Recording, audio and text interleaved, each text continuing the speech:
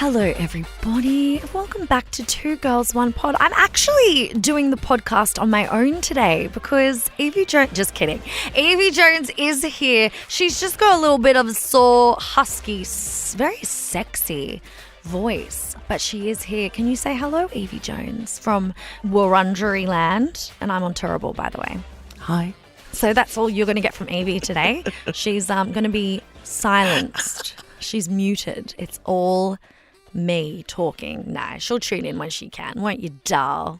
I will. I've just got a little bit of a cold and it's mostly just my throat, so I will not put that on all of your ear holes. I kind of like it, to be honest. Some people do like a bit of a husky voice, but some people don't. So well, that's not up for us to change about them. This is you right now. There's nothing we can do about it. But I don't like it when people have a husky voice and it sounds like it's hurting and struggling. So with yours, It's husky and it kind of sounds like it's hard to get out a word. So please feel free to shut the fuck up. To just shut the fuck up. Easy. Today, easy. This is a world first, ladies and gentlemen, so strap yourselves in and enjoy the goddamn show. You need to take advantage of this because it doesn't come very often. You just watch me shine. This is going to be the best day ever. Today we're going to do like a little bit of a television episode because there's been a lot of shows come out. Yvie interviewed somebody very special, which we'll touch on a little bit later because we don't want to get the messages mixed up. But this week, the first 2 episodes of FBoy Island Australia dropped on Binge. So with FBoy Island, it originated in the US. Nikki Glazer is the host there, and it's about 12 self-proclaimed nice guys and 12 F-boys. If you don't know what F-boy stands for, it's fuck. I know they're going to beat that. So fuck boy. So FBoy Island is, so you've got 12 nice guys, self-proclaimed. They're probably still fuck boys, and 12 fuck boys, and they're self-proclaimed as well. And they go on an island, and then there's 3 girls, right? And the 3 girls have to kind of like cipher through the dross and find out who is the nice guys, who's the fuck boy. And at the end, if they choose a nice guy, they both win the 50 grand, right? But if they choose a fuck boy and they've played along, the fuck boy can take all the money. So do we know who we know who the fuck boys are? Okay. Sometimes we do, sometimes we don't. Sometimes like you can tell because we get to see all the behind the scenes of like when the girls aren't around, how the boys, you know what it's giving? It's giving Love Island / The Bachelorette, but instead of the girls getting taken the piss out of, or the Bachelorette kind of getting taken the piss out of, the boys, we're all just focusing on how lame the boys are mostly and taking the piss out of them. Finally. But they've brought in some Americans. So the Americans are like the entertainment. They are just the ones that are like proper. They're just born for this shit. Americans are born for reality TV. People from the UK live and breathe that shit. As soon as they pop out, they're like ready for a reality TV show on The Only Way is Essex or Geordie Shore or, I don't know, One of 12 or whatever it was, that lady that had like 45 children. Oh, yeah. The Americans they had to bring in to get, you know, any kind of entertainment out of the fellas because in my opinion, for me, Aussie boys just don't know how to do reality TV. Right. I think some Aussie girls can. So they've casted it very much like Love Island mixed with, what was that one that went after they went on? Bachelor in Paradise. So they've got the Kierans. Oh, yes. They kind of got the Tims, but no one's ever going to be a Kieran or a Tim. They're the originals. So there's no point trying to be like those boys, right? They were solid gold in that time. And then they've got the Americans and they're just there to fuck shit up. Like pure fuck boys. You know, this is my woman. Are they all boys, the Americans? I think one of them might not be, but we don't know yet. So sometimes you know, and some of them are really lovely. And at the end, the girls go, oh, we find out slowly? Yeah, so every episode, they vote off a fella and then Abby will go. So the host is Abby Chatfield, by the way, which she's perfect for this role. And I also have some inside goss about that. She'll go, all right, I don't know the girls' names. Molly, I remember that. Molly, who do you want to send home? And she'll go, I don't know the boys' names. Well, it's out of 2 boys, David and Frank. Well, I think David's a fuckboy. Oh, they're not American, so I'll just do my Aussie accent. So I think David's a fuckboy because he said bros before hoes, and I think Frank is potentially going to be a good guy. So, Frank, what are you? Well, actually, Molly, I'm a nice guy. Oh, you've sent home a nice guy. What the fuck, Molly? You had one job. For God's sake. And then you're like, oh no. And then those boys go into this island. The fuck boys go onto the island where Abby comes and she teaches them lessons and she schools them. So it's very comedy based as well. Okay, great. Now, can I just go back to the beginning again? So there's 3 women. Yeah. And the girls' names are, I did remember Molly, and then there's Sophie and Ziara. I think I'm saying that right. And do they end up with the men? It's like any reality TV show. Do you ever? I mean, you do for a year, if you're me. No, I mean like at the end of the show. Yeah, They can. walk away with someone? Yeah. What if they like the same guy? No. So the boys are divvied out and like, I don't know how they work it out. It's kind of off camera vibes. Okay. And they're like, oh, this guy's on my team. Or if they all like them and then the guy gets to know them and then they're like, oh, I'm on Molly's team. Okay. But the 3 girls look, they're beautiful. Could be funnier, but I've only seen 2 episodes. By the 2nd episode, I was on my phone. I wasn't fully invested. Look, I don't love it, but I appreciate that it's giving women a platform to really show how ridiculous men are in the dating world and giving them the chance to kind of not be the girls, but take control, take the lead. Abby is a great host. She's that kind of age. She's good at like the flirting, but also the ruthlessness, like great choice. Yeah. I personally can't stand watching 3 really beautiful, I think they're all quite smart, women want to be with any of these men because the men are so gross to me that I tune out because the men are so gross. So I don't like that part. And the girls go on about how much they love men. And like, sure, like you can't help who you like. But I'm like, really? Why do you like these guys so much? They're so vanilla bean and you guys are so like beautiful. Like what? None of these guys are good enough for you. So I would have been a really bad host because I would have been like, oh, that's my side goss. I don't know if I'm allowed to say this, but I'm going to. I was asked to audition for FBoy Island. I saw your audition tape. Yeah, I sent it to Yvie. Brilliant. It was apparently it was out of Abby and I, and Abby got it, obviously, made the best woman win for any job. That is how it works.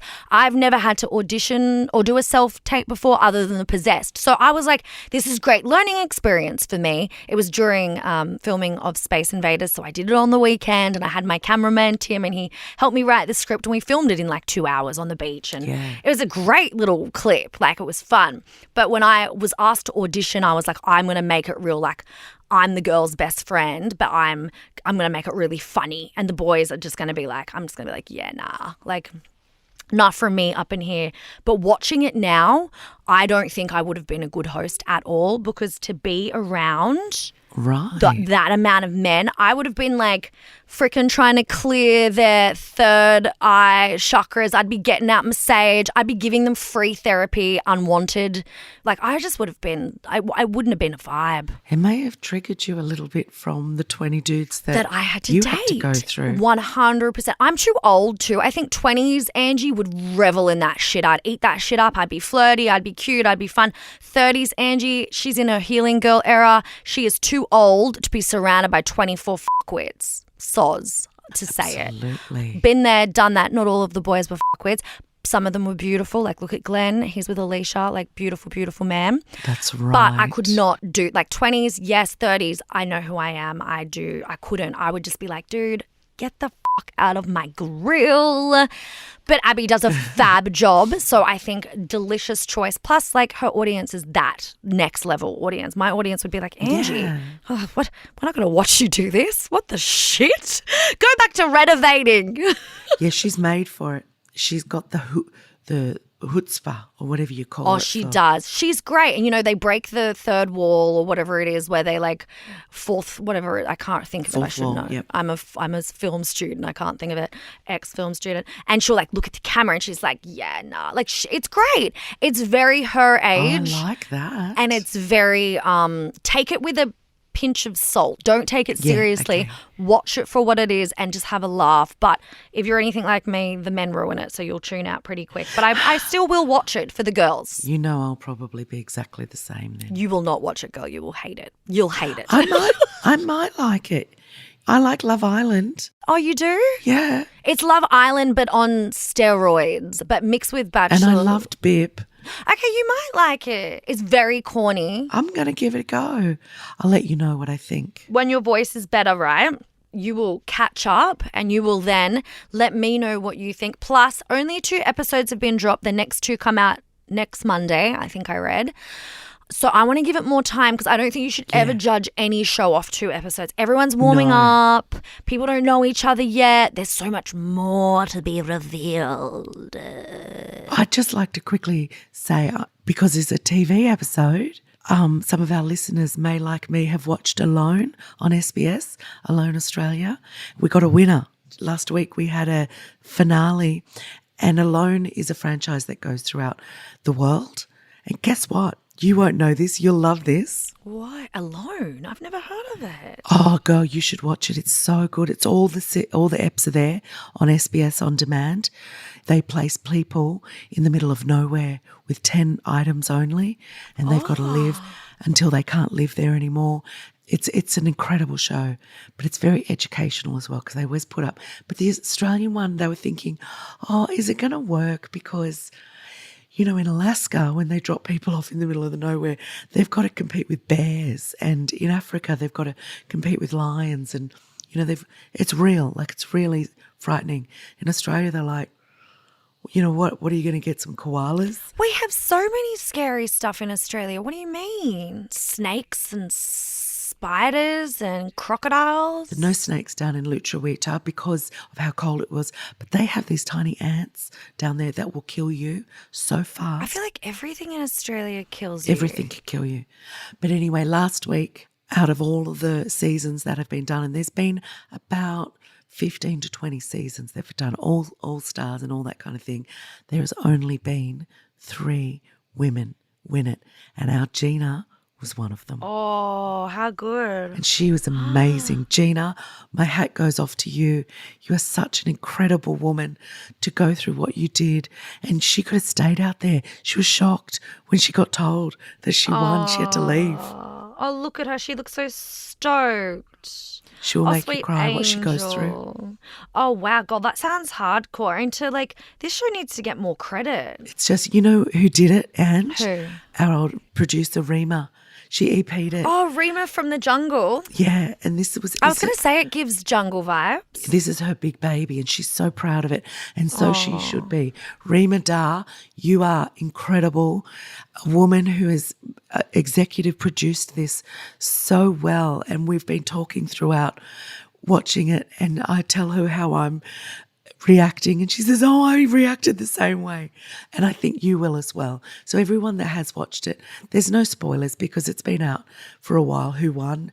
But Gina, you're an absolute legend, and Rima, you're a legend as well. Yeah, good on them. I love it when queens succeed. And you know what? Good on you for just, really pushing yourself through that little segment there with that voice. Thank you. Oh, really God.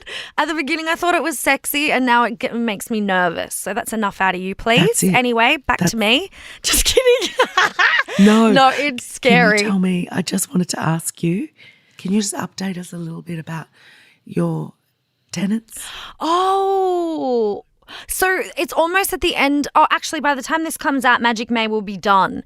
Magic May, if you listened a few weeks ago, we were just going to cut down on things and join things and be more spiritual and all that jazz. And during that time, I manifested the most divine tenants. Like, they are just, it's only been a few days, but they're so I'm quite deep in my healing journey always, but more so like on the mountain. I get to really dive deep, cacao and shit. If you know, you know. These girls are so deep in their healing that they don't even watch TV. So I went upstairs to Jessica and there was nothing. It was like a shrine of sorts. Was it a shrine to you? Yeah, it was me. Could you imagine? Oh my God. There's photos of you everywhere. Everywhere. It was so cute. There's just so, I mean, I'm a different, like I'm spiritual and I love learning about that stuff, but I love my show. So I'm never giving up that. If somebody says to me, the reason why you're not moving forward in your breakthrough and your healing is because you watch too much reality TV, I'd say, well, take it or leave it, Mama Gaia. This is me. This is me. Yeah, I'm not giving up my that's shows. true. It's part of my journey. I choose my choice. But yeah, they're really beautiful, so lovely. Magic May came through strong in that regard with tenants and just feeling good. Hey, like I did end up having a few drinks because I had a wedding and I know I said I'd give up. And I can give up. I do dry July most years, but there was no money put towards it. People weren't relying on me and depending on me. So I had drinks at the wedding. And I also had a few drinks when Jess came to visit me after we found out our friend passed away. And you know what? I'm not even saying sorry about it because that's what I wanted to do. But other than that, it's been so nice to like just delve deep and do the work and, you know, eat healthy and exercise and go to my little retreats on the mountain. It's been beautiful. Dal, have you had a good Magic May or you don't want to talk about it because of your voice? Just a little recap. I stuck to the no drinking and I feel so much better for it mentally. Good. And I have been exercising more, moving my body, and I feel so much better for it. Yes. And I've been reading more, and I just think I'm going to stick with those three things because for right now, they work. Yeah, and that's enough. I don't think you have to do like a whole big thing. It can be very intimidating and it can really make you feel like a failure when you do slip up or do not want to do something. Just little things like that, like reading before going to bed, going on a 30-minute walk, trying a new type of meditation or healing or making new friends that have the same kind of values as you. I think that's been a big one for me this month. And it's been like, you know, you do you in your Magic May healing. Because we're doing a little TV episode this week, we have something special to share. Yvie Jones got to interview Miranda Otto, and Miranda Otto is starring in the new show on Disney Plus called The Clearing. She's the main cult leader in this, and I just found out that the cult is loosely based off an actual cult in Victoria called The Family, which makes me want to watch this even more. It came out last week on the 24th, and we're lucky enough to have her on the show. So enjoy. So great to have you on. Thank you so much for joining us on Two Girls, One Pod. I've just watched The Clearing, and I have to say the mood is set really quite brilliantly, and I got kind of almost like a depressing feeling. Do you think that was intentional as far as like setting the scene goes? Because it just keeps feeling like it's in the dead of winter. Yeah, well, it was the dead of winter just outside of Melbourne where we were shooting. It was freezing. But I have to say the house that we shot in, like when I turned up there and it was all decked out in that way with all the kids, like the mood was ominous, and the way the light shines in through the windows and then how dark it is inside. And yet we came back to that house and shot something else there later at like in a different way. And the house was completely different. It seemed like happy, joyous place, but it's something about the way they decked it out and the way they shot it just made it seem so dire.